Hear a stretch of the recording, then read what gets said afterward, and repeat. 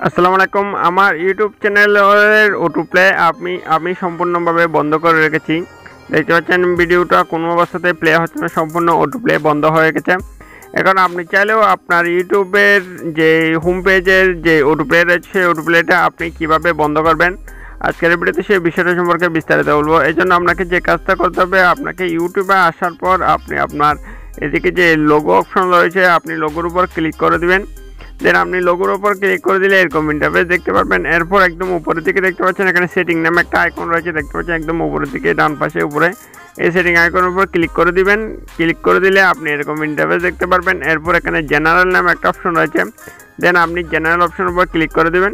General অপশনের উপর click করে দিলে এখানে দেখতে পারবেন আপনি প্লেব্যাক অ্যান্ড ফিড নামে একটা অপশন রয়েছে, দেখতে পাচ্ছেন প্লেব্যাক অ্যান্ড ফিড। দেন আপনি playback and feed in feed অপশনের উপরে আপনি ক্লিক করে দেবেন। এটার উপর ক্লিক করে দিলে এখানে এরকম ইন্টারফেস দেখতে পারবেন।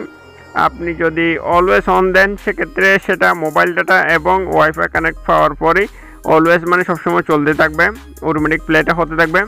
এরপর ওয়াইফাই অনলি অপশনের উপর যদি ক্লিক করে দেন সেক্ষেত্রে যদি আপনার মোবাইল ওয়াইফাই কানেকশন থাকে সেক্ষেত্রে ওয়াইফাই থেকে সেটা চলবে। যদি আপনি অফ অপশনের উপর ক্লিক করে দেন তাহলে সেটা কোনো অবস্থাতেই চলবে না, ওয়াইফাই বা মোবাইল ডাটা কোনো অবস্থাতেই অটোমেটিক প্লেটা বন্ধ থাকবে, সম্পূর্ণভাবে বন্ধ থাকবে।